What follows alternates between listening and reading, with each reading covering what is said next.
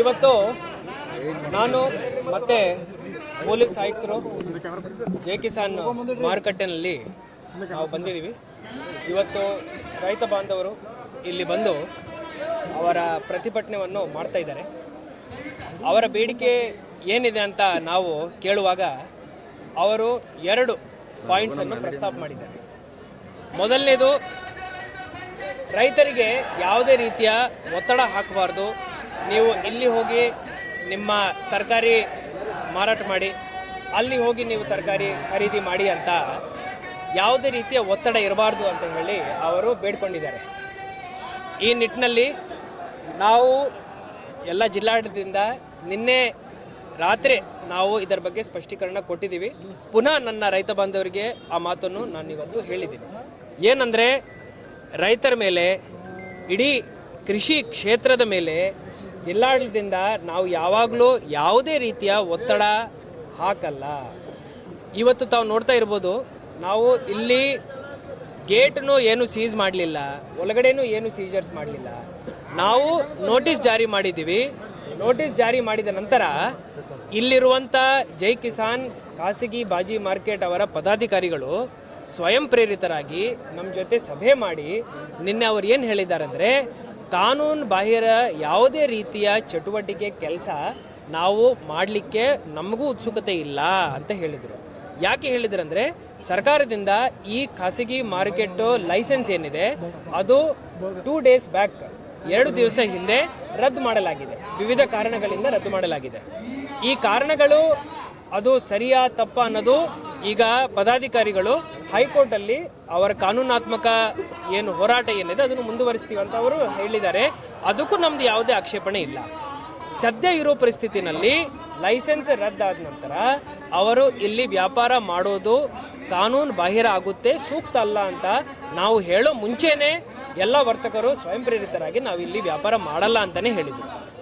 ಈಗ ರೈತ ಬಾಂಧವರದ್ದು ಬೇಡಿಕೆ ಏನಂದರೆ, ನಾವು ತರಕಾರಿ ತಗೊಂಡು ಬರ್ತೀವಿ, ಆದರೆ ನಮಗೆ ನೀವು ಇಲ್ಲಿ ಹೋಗಿ ಅಲ್ಲಿ ಹೋಗಿ ಬರೀ APMCನಲ್ಲಿ ಹೋಗಿ ಬರೀ ಇಲ್ಲೇ ಹೋಗಿ ಅಂತ ನೀವು ಹೇಳಬಾರ್ದು. ನಾವು ಆ ಥರ ಹೇಳಲ್ಲ ಅಂತಲೂ ನಾವು ಇವತ್ತು ಸ್ಪಷ್ಟೀಕರಣ ಕೊಟ್ಟಿದ್ದೀನಿ. ರೈತರು ಎಲ್ಲರೂ ಒಪ್ಕೊಂಡಿದ್ದಾರೆ. 2ನೇ ಪಾಯಿಂಟ್ ಏನು ಹೇಳಿದ್ದಾರೆ ಅಂದರೆ, ಈ ಒಂದು ಮಾರುಕಟ್ಟೆ ಏನಿದೆ ಇಲ್ಲಿ ಮತ್ತೆ ಬಾಜಿ ತರಕಾರಿ ವ್ಯಾಪಾರ ಶುರು ಆಗಬೇಕಂತ ಹೇಳಿದ್ದಾರೆ. ಅವರ ಹೇಳಿಕೆಯನ್ನು ನಾವು ಕೇಳ್ಕೊಂಡಿದ್ದೀವಿ. ಇವತ್ತು ಸಂಜೆ 5ವರೆಗೆ ಕಾನೂನಾತ್ಮಕವಾಗಿ ಕಾನೂನಿನಲ್ಲಿ ಯಾವ ರೀತಿಯ ಪರಿಹಾರಗಳು ಇದ್ದಾವೆ ಅಂತ ಹೇಳಿ ನಾವು ಇಲ್ಲಿನ ಪದಾಧಿಕಾರಿಗಳ ಜೊತೆ ಒಂದು ಸಭೆಯನ್ನು ಆಯೋಜನೆ ಮಾಡ್ಕೊಂಡಿದ್ದೀವಿ. ನಿನ್ನೆ ಈ ಆಯೋಜನೆ ಮಾಡ್ಕೊಂಡಿದ್ದೀವಿ. ಇವತ್ತು ಇದನ್ನು ಮೀಟಿಂಗ್ ಮಾಡ್ತೀವಿ. ಎಲ್ಲರೂ ಬರ್ತಾರೆ, ಎಲ್ಲ ಪದಾಧಿಕಾರಿಗಳು ನಮ್ಮ ಜೊತೆನೇ ಇಲ್ಲಿದ್ದಾರೆ. ಇವರು ಬಂದು ನಮ್ಮ ಜೊತೆ ಕೂತ್ಕೊಂಡು ಕಾನೂನಾತ್ಮಕವಾಗಿ ಯಾವ ರೀತಿಯ ಪರಿಹಾರಗಳನ್ನು ಹುಡುಕಲಿಕ್ಕೆ ಸಾಧ್ಯವಿದೆಯೋ ಅದರಲ್ಲಿನೂ ನಾವು ಅವರಿಗೆ ಜಿಲ್ಲಾಡಳಿತದಿಂದ ಯಾವ ರೀತಿಯ ಕಾನೂನಾತ್ಮಕ ಹೆಲ್ಪ್ ಮಾಡಲಿಕ್ಕೆ ಆಗುತ್ತೆ ಆ ಹೆಲ್ಪ್ ನಾವು ಮಾಡ್ತೀವಿ. ಸರ್, ಈಗ ನಮಗೆ ಅಟ್ಲೀಸ್ಟ್ ರೋಡ್ ಮೇಲೆ ನಿಂತು ಮಾಡೋಕ್ಕಾದ್ರೂ ಮಾಡಲ್ಲ. ರೈತರು ಎಲ್ಲ ರೈತರು ಭಾಳ ಜವಾಬ್ದಾರಿಯಿಂದ ಇವತ್ತು ಹೋರಾಟ ಮಾಡ್ತಾ ಇದ್ದಾರೆ. ಅವ್ರದ್ದು ಬೇಡಿಕೆ ಏನಿದೆ ನಾವೆಲ್ಲ ಕೇಳ್ಕೊಂಡಿದ್ದೀವಿ. ಆ ರೀತಿಯ ಸಂದರ್ಭ ಸೃಷ್ಟಿ ಆಗಲ್ಲ. ಮಾಧ್ಯಮದ ಮಿತ್ರರಿಗೆ ನಾನು ನಿನ್ನೆನೂ ಬೆಳಿಗ್ಗೆ ಹೇಳಿದ್ದೀನಿ, ವರ್ತಕರು ನನ್ನ ಮಾತು ಕೇಳ್ತಾರೆ, ನಮ್ಮ ಮಾತಿಗೆ ಬೆಲೆ ಕೊಟ್ಟು ಅವರು ನಾವು ಹೆಂಗೆ ಹೇಳ್ತೀವೋ ಹಂಗೆ ಮಾಡ್ತಾರೆ ಅಂತ ನಾನು ತಮಗೆ ಮಾಧ್ಯಮ ಮಿತ್ರರಿಗೆ ನಾನು ಹೇಳಿದ್ದೀನಿ. ಅದೇ ರೀತಿ ಅವರು ವರ್ತನೆ ಮಾಡಿದ್ದಾರೆ. ಅದೇ ರೀತಿ ಎಲ್ಲ ರೈತ ಮುಖಂಡರು ನಮಗೆ ಪರಿಚಯ. ಎಲ್ಲರ ಜೊತೆ ನಾವು ಇವತ್ತು ಸಂಜೆ ಮೀಟಿಂಗ್ ಮಾಡ್ತೀವಿ. ರೈತರಿಗೆ ತೊಂದರೆ ಆಗದಂತೆ ನೋಡ್ಕೊಳ್ಳೋ ಜವಾಬ್ದಾರಿ ನಮ್ಮದಿದೆ. ನಾವು ಹೆಂಗೆ ಹೇಳ್ತೀವೋ ರೈತ ಬಾಂಧವರು ಅದೇ ರೀತಿ ಮಾಡ್ತಾರೆ ಅಂತ ನನಗೆ ನಂಬಿಕೆ ಇದೆ. ಸಾಕಷ್ಟು ವ್ಯಾಪಾರಸ್ಥರು ಬೀದಿಗೆ ಬೀಳ್ತಾ ಇದ್ದಾರೆ ಅಂತ ಅನಿಸ್ತಾರೆ. ಯಾರಿಗೂ ಯಾವುದೇ ತೊಂದರೆ ಆಗದಂತೆ ನೋಡ್ಕೊಳ್ಳೋ ಜವಾಬ್ದಾರಿ ನಮ್ಮದು. ಈಗ ಅವರಿಗೆ ನಾನು ತಾತ್ಕಾಲಿಕವಾಗಿ ಏನು ಆಪ್ಷನ್ ಕೊಟ್ಟಿದ್ದೀನಿ ಅಂದರೆ, ನಮ್ಮ APMCನಲ್ಲಿ ಸರಿಸುಮಾರು 155 ಮಳಿಗೆಗಳು ಇನ್ನೂ ಖಾಲಿ ಇದ್ದಾವೆ. ನನಗೆ ಆ ಕಾನೂನಲ್ಲಿ ಸ್ವಲ್ಪ ಅವಕಾಶ ಇದೆ.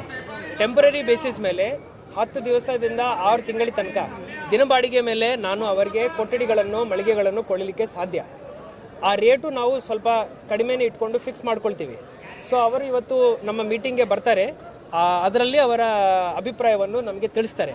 ನನ್ನ ಪ್ರಕಾರ ತಾತ್ಕಾಲಿಕವಾಗಿಯೂ ಇದೇನು ಟ್ರಾನ್ಸಿಷನ್ ಫೇಸ್ ಇದೆ, ಈ ಫೇಸಲ್ಲಿನೂ ಯಾರಿಗೂ ತೊಂದರೆ ಆಗದಂತೆ, ವರ್ತಕರಿಗೂ ಆಗಬಾರ್ದು, ರೈತರಿಗೂ ಆಗಬಾರ್ದು, ಆ ದೃಷ್ಟಿಯಿಂದ ನಾವು ಕೆಲಸ ಮಾಡ್ತಾ ಇದ್ದೀವಿ. ನಾವು ಹೆಡ್ ಕ್ವಾರ್ಟರಲ್ಲಿ ಇಲ್ಲೇ ಇದ್ದೀವಿ, ಎಲ್ಲರ ಜೊತೆ ಮಾತುಕತೆ ನಡೆಸ್ತಾ ಇದ್ದೀವಿ. ಪೊಲೀಸ್ ಕಮಿಷನರ್ ಸಾಹೇಬರು 3 ಡೇಸಿಂದ ಅವರು ಎಲ್ಲರ ಜೊತೆ ಮಾತಾಡ್ತಾ ಇದ್ದಾರೆ. ಸೊ ಈ ಒಂದು ಅಧ್ಯಾಯಕ್ಕೆ ಸೊಲ್ಯೂಷನ್ ಸಿಗುತ್ತೆ. Thank you. ಸರ್ ಈಗ ಕೊನೆಯದಾಗಿ ರೈತರು ಸ್ವಯಂ ಪ್ರೇರಿತವಾಗಿ ನಾವು ನಿಮ್ಗೆ ಇಲ್ಲಿ ಅವಕಾಶ ಕೊಡಂತಿದ್ದಾರೆ, ಅದಕ್ಕೇನಾದ್ರು ಅವಕಾಶ ಇದೆಯಾ? ಸೊ ಪಾಯಿಂಟ್ ಏನಂದರೆ ಯಾವಾಗಲೂ ಸುವ್ಯವಸ್ಥೆ, ಕಾನೂನು ಸುವ್ಯವಸ್ಥೆ ಹಾಗೂ ರೈತರಿಗೆ ಎಲ್ಲ ರೀತಿಯ ಸವಲತ್ತುಗಳು ಇರೋ ಜಾಗದಲ್ಲಿ ಮಾರಾಟ ಮಾಡೋದು ಉತ್ತಮ. ಈಗ ಕಾನೂನಲ್ಲಿ ಸುಮಾರು ಅವಕಾಶಗಳಿದ್ದಾವೆ. ಸ್ಪಾಟ್ ಎಕ್ಸ್ಚೇಂಜ್ ಅಂತ ಒಂದು ಅವಕಾಶ ಇದೆ, ವಿವಿಧ ರೀತಿಯ ಸಬ್ ಮಾರ್ಕೆಟ್ ಅಂತ ಒಂದು ಅವಕಾಶ ಇದೆ.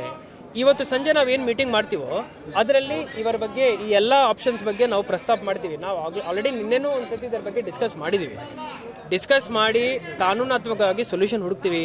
ರೈತ ಬಾಂಧವರಿಗೆ ಎಲ್ಲ ವಿಚಾರಗಳು ಗೊತ್ತಿದ್ದಾವೆ, ಅವ್ರಿಗೆ ಬರೀ ನಾವು ಕಮ್ಯುನಿಕೇಟ್ ಮಾಡಬೇಕು. ಆ ಕಮ್ಯುನಿಕೇಷನ್ ಇವತ್ತು ಸಂಜೆ ಕೊಡ್ತೀವಿ. ಸದ್ಯಕ್ಕೆ APMCನಲ್ಲಿ ಹಾಗೂ ವಿವಿಧ ಮಾರ್ಕೆಟ್ಗಳಲ್ಲಿ ಎಲ್ಲ ರೀತಿಯ ಸವಲತ್ತುಗಳನ್ನು ಮಾಡಿಕೊಂಡೇ ಈ ಕೆಲಸವನ್ನು ನಾವು ಈ ರೀತಿ ಮಾಡ್ಕೊಂಡಿದ್ದೀವಿ. ಸೊ ಅಲ್ಲಿ ಶೌಚಾಲಯ ವ್ಯವಸ್ಥೆ ಇರ್ಬೋದು, ನೀರಿನ ವ್ಯವಸ್ಥೆ ಇರ್ಬೋದು. ಇವತ್ತು ಬೆಳಿಗ್ಗೆನೂ ನನಗೆ ಅಲ್ಲಿಂದ AC ಅವರು ರಿಪೋರ್ಟ್ ಕಳಿಸಿದ್ದಾರೆ, ಅಲ್ಲಿನೂ ರೈತರು ಬಂದು ಅಲ್ಲಿ ವ್ಯಾಪಾರ ಮಾಡ್ತಾ ಇದ್ದಾರಂತ. ಆಯಿತು, ಅಲ್ಲಿನೂ ಮಾಡಲಿ, ಬಟ್ ನೀವು ಇಲ್ಲಿ ಹೋಗಿ ಅಲ್ಲಿ ಹೋಗಿ ಅಂತ ಜಿಲ್ಲಾಡಳಿತದಿಂದ ಪೊಲೀಸ್ ಸೈಡಿಂದ ನಾವು ಇಲ್ಲಿ ರೈತರು ಬಂದ್ರೆ ತಡಿಬೇಡ ಅನ್ನುವಂಥದ್ದನ್ನಿದೆ. ಬಟ್ ಪ್ರಾಬ್ಲಮ್ ಏನಂದರೆ ವ್ಯಾಪಾರಸ್ಥರಿಗೆ ತೊಂದರೆ ಆಗುತ್ತೆ, ಅವರ ಕಡೆ ಲೈಸೆನ್ಸ್ ಇರಲ್ಲ ವ್ಯಾಪಾರ ಮಾಡಲಿಕ್ಕೆ.